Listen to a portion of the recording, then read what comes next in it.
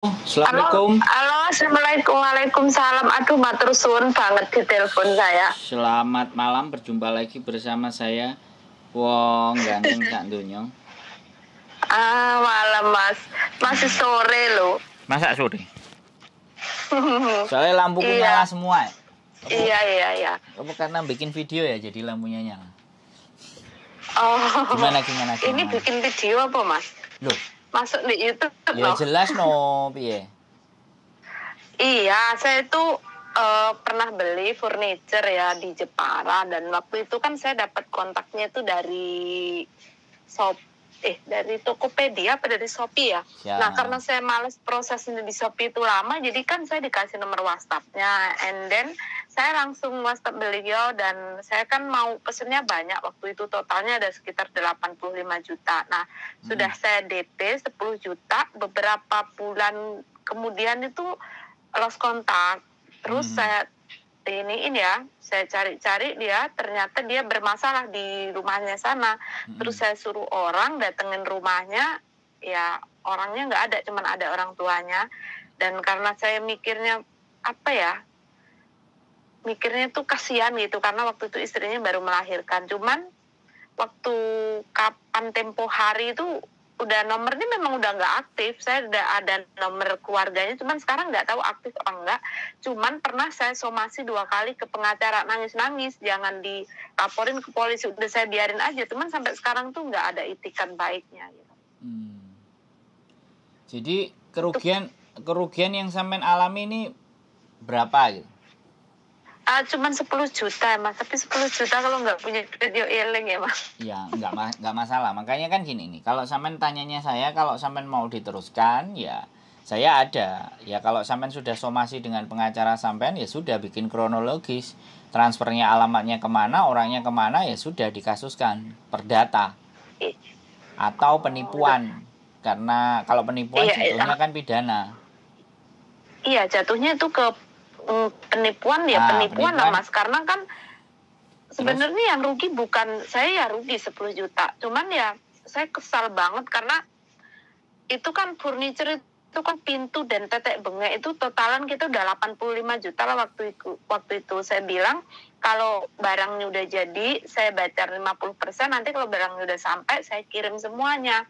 Dia bilang iya bu, nggak apa-apa gitu. Nah, sampai detik itu saya ada bukti semua transfernya, cuman transfernya itu ke istrinya gitu, ke nomor rekening istrinya, bukan rekening beliau gitu loh. Tapi data elektronik misalnya rekaman video atau chat atau semua ada nggak? Ada, saya simpan chatnya ada, cuman kalau video saya tidak pernah kak. Cuman chatnya, bukti transfer semua saya simpan gitu. Sampai sekarang saya simpan karena waktu itu sudah pernah disomasi sama pengacara saya, dan pengacara saya bilang, bu ini kalau mau diterusin ibunya adanya di Hong Kong, terus keluarga saya kan di Palembang, jadi ribet nih gitu. Bisa, uang juga nggak banyak gitu. Tetap gitu bisa. Beliau bilang Dikuasakan akhirnya, bisa. Dikuasakan bisa. Kuasa penuntutan. Terus gimana itu mas, bayar pengacaranya mahal lagi nggak? Ya makanya itu yang harus sampean tanyakan. Jadi kalau sampean dengan pengacara sampean bilangnya seperti itu, ya kalau dengan pengacara saya pasti nanti sampean tak suruh telepon sendiri, sampean ngomong sendiri bagaimana kasusnya, kronologisnya, semuanya, alat bukti semuanya. Kalau itu komplit dan melengkapi, ya kita naikkan, jadi kita acarakan. Tapi kalau seandainya menurut sampean, nah makanya dia pasti akan ngasih pertimbangan. Ada hal yang kira-kira bisa mereka bayar nggak. Kalau perdata kan, kalau kita memperkarakan dia nggak punya aset yang bisa disita kan sayang. Tapi kalau misalnya pidana jatuhnya penipuan. Nggak tahu persisnya mas, karena yang saya tahu beliau. Makanya gini mbak, dengerin saya ngomong dulu. Datang ke rumah beliau. Halo. Gitu, ada orang tuanya.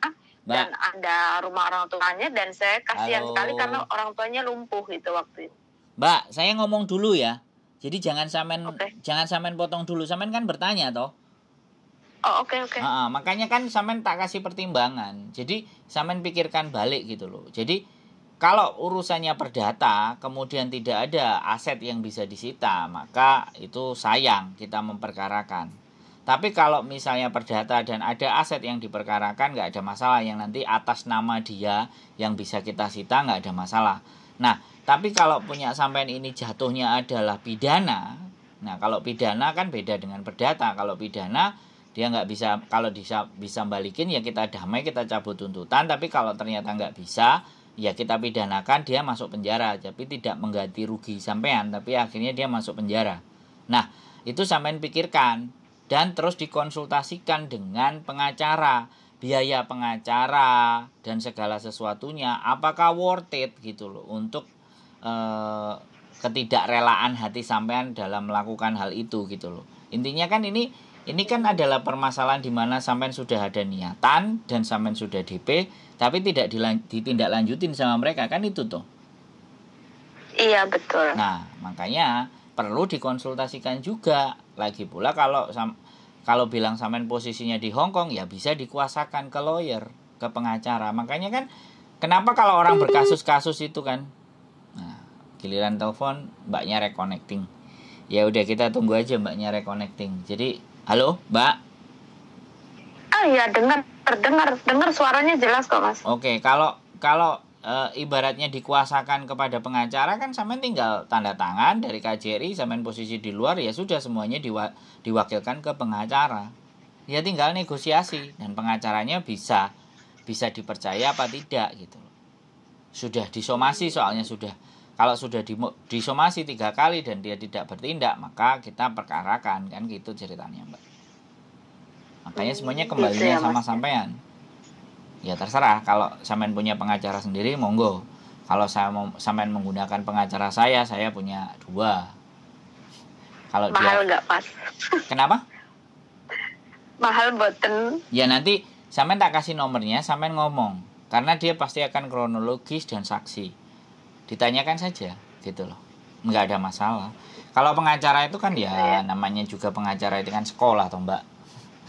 Malah saya ngerti gitu. Dan kalau pengacara domisilinya di sekitar situ kan beliau tidak perlu akomodasi yang banyak. Cuma kalau pengacaranya di luar kota kan, wah, pengacara saya kan di Bali. Loh, kalau pengacara saya ada di Surabaya 1, ada di Kediri 1. Jadi kalau ke Jepara kan lebih dekat. Di Jepara posisinya desanya itu apa ya kemarin? Ya, jatuhnya nanti perkaranya di pengadilan Jepara. Di pengadilan negeri Jepara pastinya. Kan Jepara. Karena kalau saya lihat di postingan itu ada beberapa orang yang sudah kena tipu beliau. Waktu itu saya lihat di Facebooknya itu ada beberapa orang tuh menulis di dinding beliau. Cuman sekarang udah nggak aktif lagi di Facebook. Nah, makanya tergantung sampean. Kalau memang iya, saya kasih nomornya, sampean komunikasi sendiri sama pengacaranya. Jadi nggak lewat saya sudah. Sampean langsung ke pengacaranya. Saya masih gitu ya. Saya masih asisten advokat. Nah, masih asistennya. Jadi belum ke advokatnya atau belum ke pengacara, karena pengacaranya kan teman saya. Ya udah kamu sekolah dulu bilang. Kalau kamu sekolah dulu baru kamu bisa ngambil kasus katanya. Makanya saya ya nggak, setidaknya saya melihat videonya Mas Jabri itu, apa dikasusin aja ya ini anak, karena boleh. Gitu, karena saya kecewa banget gitu. Saya tuh udah benar-benar serius, udah mengang, dan begitu saya konfirmasi kok dia ngomongnya kok begitu, ibu nggak pernah zakat sih makanya kena tipu. Saya harus bilang ke Anda gitu. Jadi saya merasa kayak ditampar gitu. Kalau saya, wah ini anak emang bener nggak apa-apa sekolahin gitu. Cuman itu saya mikir ke belakang lagi, saya lihat keluarganya seperti itu, saya bilang udah itu sudah 1 tahun lewat, 2 tahun lewat, kok hati saya ini mesti nggak rela gitu. Orang itu kayak nggak ada itikat baik sama sekali gitu. Ya boleh, memang harus dikasih pelajaran kalau memang seperti itu. Tergantung sampeannya aja nanti. Kalau memang iya, sampean tak kasihkan nomor pengacaranya. Kebetulan pengacaranya juga punya bapak ibu tinggalnya di Bojonegoro. Kan itu lebih dekat kalau ke Jepara. Oh gitu ya, Mas. Iya dong. Ya udah deh, nanti saya pikir-pikir lagi gimana. Dah. Ya. Kalau lagi nggak punya duit, inget Mas. Iya. Ingat orang yang nipu-nipu itu. Ya Allah, coba. Ya, sekali lagi memang nggak ada masalah. Saya kemarin juga sempat mau memperkarakan orang atas ITE kan. tak bolak-balik, dia kerja, bapaknya sakit. Tapi kalau enggak kelakuannya, Iya, tapi kalau iya, enggak kok kelakuannya kita tuh kayak gitu, kadang tuh gimana ya, ya Mas? sudah. Empati tuh masih ada, cuman kok dia dikasih hati kayak ngeraup jantung gitu loh. Maksudnya Jantungnya mau oke lah diambil kalau kamu sekalian. sekarang nggak ada, coba saya kasih waktu sekian bulan gitu.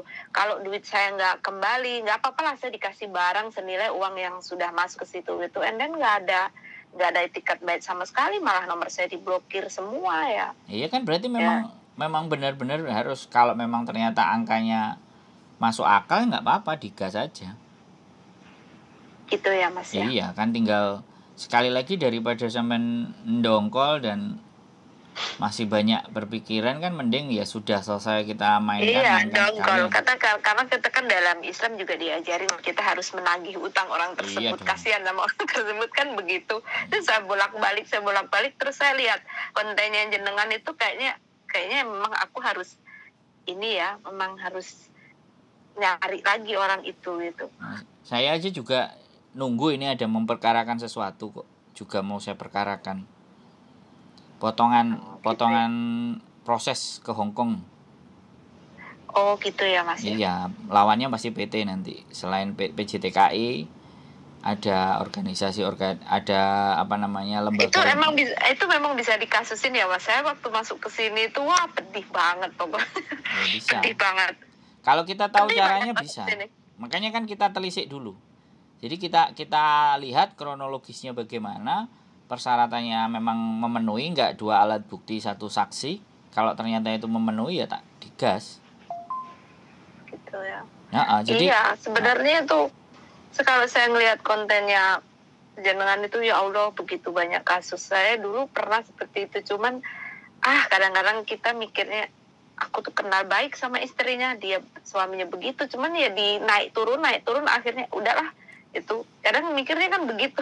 Iya, udah nggak gitu. Saya cuman kalau ada korban lagi cukuplah saya yang terakhir gitu waktu itu. Ya itu terus namanya orang nipu itu kan nggak ada jeranya. Kayak kemarin si Garangan kemarin di tempatnya Miss Juni. Jadi itu kan ya teman-teman mau. Sekarang gini loh, semua para korban kalau menunjukkan. Iya ya, ngomong-ngomong saya tambahin ya, Mas, ngomong-ngomong soal Garangan itu ada teman saya, cuman sudah nggak ada buktinya karena buktinya itu di HP dan HP-nya itu udah rusak. Beliau tuh sudah pernah kena 1 kali tahun 2014. Cuman nggak banyak, $3.500. Orang itu sampai ngancem-ngancem. Terus teman saya semua beliau terus nggak pernah main Facebook, main IG, semua nggak pernah, semua diblok, HP-nya dibuang. Udah nggak punya alat bukti lagi. HP-nya yang sama beliau tuh hilang, dia pernah dimaki-maki sama si itu orang, katanya. Saya kira orang itu sudah mati dulu kan, ngomong sama saya ini kena kanker gitu.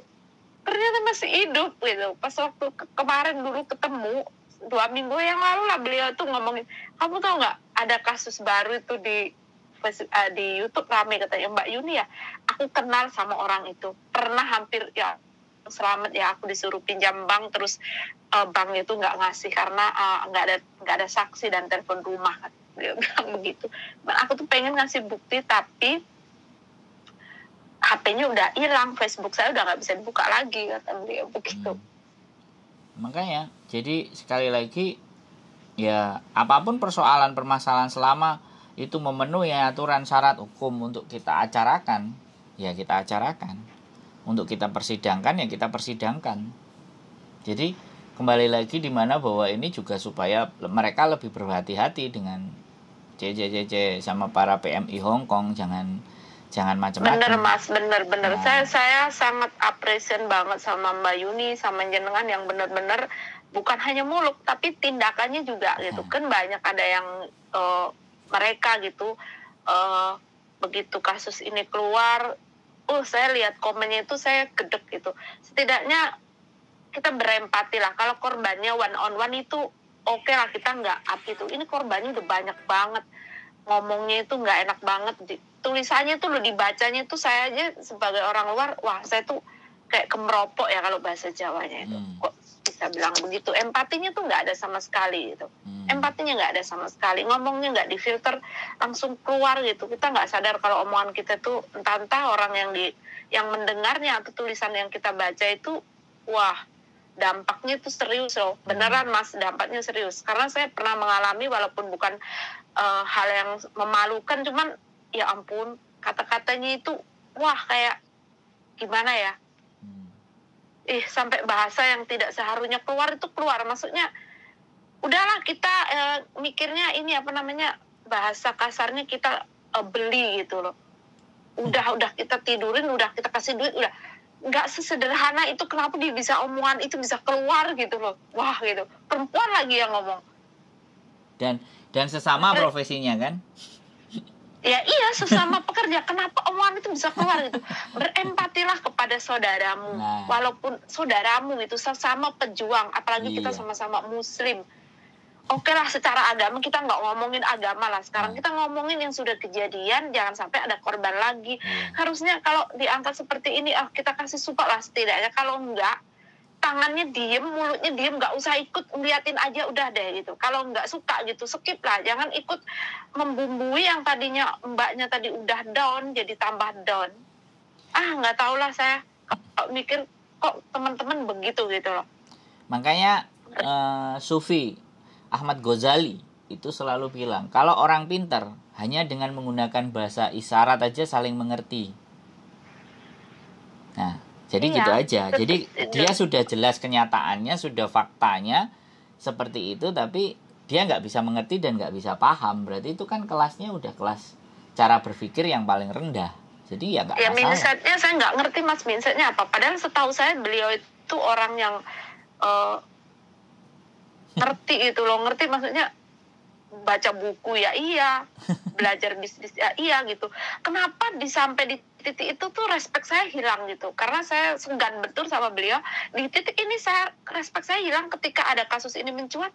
Kok begitu ya anaknya gitu. Kenapa dia sampai nulis sesuatu di berandanya seperti itu gitu.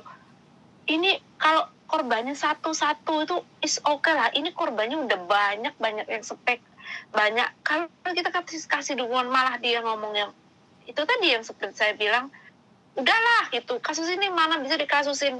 Kita kan udah mikirnya kita beli aja gitu, udah kita udah kenyang, udahlah. Lah beli itu ya ampun, kita itu orang timur loh.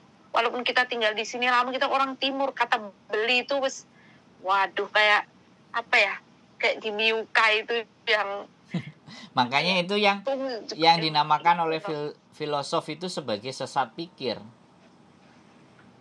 Jadi sesat pikir, dia sudah tidak bisa menggunakan nalar cara berpikirnya karena kebencian yang muncul terlalu dalam sehingga dia jadi sesat pikir. Jadi saya heran, bencinya di mana gitu. Nah, kebenciannya ya kayak gini. Bencinya di mana gitulah. Kebenciannya karena di mana Mas? Kebenciannya ke siapa dulu? Apa yang nge-up dulu? Apa yang mbak-mbak yang jadi korban? Saya tuh nggak ngerti. Gitu ini sampai sekarang tuh saya nggak. Kebenciannya mungkin gini. Kebenciannya adalah dia seolah-olah memberikan sebuah edukasi, dan edukasi itu nggak kemakan sama teman-teman. Karena attitude dan perangai dan jenis bagaimana menulisnya dia itu berdasarkan dia, bukan berdasarkan pandangan umum. Nah, jadi gini loh, kita bebas bersuara, kita bebas, tapi dari apa suara itu kan orang jadi menilai, bener nggak? Kalau penilaian orang tidak baik cuman 1 atau 2 wajar, tapi kalau yang menilai tidak baik itu orang semakin banyak dan kita tetap idealis, benar. Ya jangan salah, orang akan mengcancel hal tersebut, orang tersebut gitu, di cancel. Karena sekali lagi gitu. Cara berpikir dan nalarnya sudah nggak logis kan gitu. Saya cuma mikirnya apa ucapan dengan tindakannya itu beda. Harusnya kan ucapan diiring dengan tindakan. Ngaku saya memperjuangkan hak buruh migran loh. Saya memperjuangkan haknya Cece loh gitu. Kok begitu ada kasus seperti ini, beliau komennya itu yang saya ingat di kepala saya cuma satu. Terus yang salah sopo gitu. Seolah-olah paham bahwa perempuan ini perempuan yang nggak bener gitu. Emangnya kalau dia terjerat dengan karangan itu terus dia nggak bener? Mungkin dia perempuan yang bener-bener terus dia terpleset dan jatuh di waktu itu. Bener nggak, Mas? Yes. Makanya saya pikirnya nggak punya empati. Jadi kalau seseorang tidak punya empati, ada masalah di masa lalunya. Jadi ada masalah di masa lalu.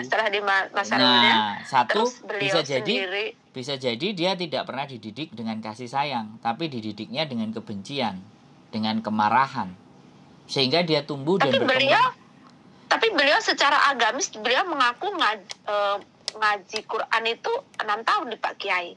Ya itu kan urusan dia, itu kan ucapan dia, tapi tidak mencerminkan. Kan sekarang banyak orang yang akal logikanya ngomongnya bagaimana, tapi cerminan tindakannya beda. Nah, ya, berbanding lurus dengan ucapan. Nggak bisa jadi ukuran kan, sekali lagi kan nggak bisa jadi ukuran hal itu. Betul. Ini sosial media. Jadi sosial media itu dulu Rasul kita menyampaikan bahwa ada di masa dan di zaman bahwa fitnah itu sudah berjamaah. Nah, zaman sosial media inilah zaman fitnah yang secara berjamaah. Kita nge-share sesuatu yang belum tentu kepastian dan kebenarannya sudah di-share. Kalau saya, makanya saya juga kan satu komplotan sama Miss Yuni. Kita bikin kontennya kan juga sebenarnya bareng dan bersamaan. Saya sudah duluan di 2018, mungkin dia udah punya YouTube duluan tapi belum diisi dengan hal-hal seperti ini. Saya bilang, informasi yang kita dapatkan harus A1. A1 itu artinya apa? Dari sang korban. Atau dari yang kita ajak bicara, yang merasakan langsung keluh kesah mereka, derita mereka. Jadi jangan deritanya mereka terus kita ucapkan dengan kata-kata kita. Kan gitu tuh. Betul. Nah, jadi langsung dia sendiri yang merasakan. Makanya kita berani karena dia sendiri yang merasakan, dia yang ngalami, dia berani bersaksi, dia bisa menunjukkan barang buktinya. Ya ayo kita gas, seret, ya sudah. Dan artinya berhasil. Sampai sebesar ini itu. Begitu pertama kasus itu keluar, saya kan jarang lihat konten begitu, kan jarang tuh kan. Kok ini lewat di beranda terus, ini apa sih gitu. Saya sampai cari-cari di Google itu orang itu gitu. Untung saya nggak pernah ketemu orang itu ya. Jadi ya sekali lagi Mbak, jadi niat baik, kita lakukan hal yang baik, belum tentu dengan cara yang baik, belum tentu orang juga akan menerima itu dengan baik. Benar Mas. Kita tidak bisa memaksa orang untuk suka dengan kita sebaik apapun kita. Pasti ada segelintir orang yang menganggap bahwa kita itu nggak benar. Tapi dengan channel YouTube itu masih terus ada, channel YouTube itu masih terus ditonton, artinya yang masih bisa menerima logika berpikir kita kan semakin banyak. Betul. Nah itu aja. Lah apakah orang yang menganggap kita jelek dan menganggap gak baik punya sosial media, dan seberapa orang bisa menerima dia, kan gak ada buktinya. Iya. Nah intinya kan air beriak tanda tak dalam, kan sudah begitu. Benar-benar banget Mas. Terima kasih banget, saya dapat wawasan banyak, dapat ilmu banyak setiap hari melihat, mendengar gitu. Mendengar dari Miss Yuni, dari Mas Sandro gitu. Ya Allah, seandainya saya dulu mendengar ini ada gitu mungkin 10 tahun sebelum saya masuk ke Hong Kong atau 5 tahun lalu, mungkin saya lebih baik dari kemarin, tidak pernah terpleset gitu. Saya tuh mikir, dan baru sekarang itu YouTube-nya keluar gitu. Kalau dulu udah mendengar hal-hal kayak gini, wah. Jadi kembali lagi, makanya kita customer care ya kalau kita bicara, atau customer care, di mana orang bertanya, di mana orang ingin menyampaikan masalahnya, ya kita selalu ready. Jadi iya, suatu wadah kayak keren banget gitu Mas. Kayak kita lagi butuh, kita mau belajar ngaji, kita punya ustadz. Nah sekarang kita punya masalah di sini, siapa sih yang mau dengerin kita? Mas Sandro, Miss Yuni itu benar-benar orang luar biasa menurut saya. Karena apa? Saya kadang-kadang tuh dengerin curhatnya mbak-mbak itu, kadang-kadang yang nggak bermutu itu, kadang-kadang saya perutku mules, aku asam lambungku naik. Ya Allah, sabar banget ya beliau-beliau ini dengerin curhatannya mbak-mbak. Bener Mas, saya bilang kadang-kadang, ya Allah, curhat gitu aja, curhat soal di Hong Kong ini kita yang udah lama ini, maksudnya itu belum seberapa sakitnya kita itu. Nah, belum seberapa sakitnya saya gitu. Makanya kita kadang-kadang tuh munculkan empati itu nggak semua orang bisa, Mbak. Memunculkan empati, memberi rasa simpati. Saya salut bener sama Jenengan sama Miss Yuni itu, benar-benar maksudnya benar-benar menjadi wadah, benar-benar sabar mendengarkan itu. Kalau saya orangnya nggak sabaran, beneran Mas, serius. Ya makanya belajar, Mak. Dan mungkin yang teman-teman lihat kita hanya dengerin saja, tapi di balik kita dengerin ngajinya Pak Faiz, ngaji filsafatnya Pak Faiz, terus kita kadang-kadang baca Buya Hamka, bagaimana kesabarannya Buya Hamka dan bisa memaafkan. Kemudian kita juga baca kitabnya Ghazali, kita juga kadang-kadang bahas apa yang dibahas oleh Bante Utomo, Bhikkhu, kayak gitu kan. Terus kita Habib Jafar, kita juga dengerin, kadang kita lihat konten mengapa demikian, terus kita baca konten juga tentang filosofi, kita juga baca konten tentang bagaimana sesat pikir, bagaimana generasi strawberry. Jadi kita juga menambah wawasan itu semuanya, supaya itu semuanya bisa dibawa ke teman-teman gitu loh. Jadi komprehensif. Jadi mereka akan mendapatkan sesuatu yang terbaik setelah kita olah gitu. Harapan kita kan seperti itu. Makanya kita terus bertumbuh. Jadi harus ada vitamin juga, dengerin khotbah, dengerin ceramah. Kita juga dengerin itu, tujuannya untuk disampaikan balik gitu. Karena sekali lagi kita menghadapi telepon, menghadapi berbagai peliknya masalah. Yang paling sering adalah majikan ngomel, menghadapi majikan yang seperti ini, seperti itu. Bagaimana kita menyikapinya kan? Sebenarnya itu kan bagian dari pembelajaran secara psikis. Karena memang ya sudah, kita punya telinga dua, kita gunakan untuk mendengar. Nah, supaya menjadikan pembelajaran kepada yang lebih banyak, ya kita naikkan ke konten. Kan seperti itu loh. Dilalah kontennya juga ada yang mau, ada yang bisa dengerin. Nah, jadi kita bawa ke channel YouTube, muka kita juga kita perlihatkan, kita juga nggak sembunyi-sembunyi, ya kan? Kita juga ngomong, kita juga bisa ditemui, kita bisa dicari. Jadi kan di situ. Makanya ya sudah, intinya kami sangat berterima kasih, salah satunya sama sampean yang mau telepon, ya makanya saya tulis teman diskusi, teman saya ngobrol. Terima kasih benar. Saya kaget loh tadi waktu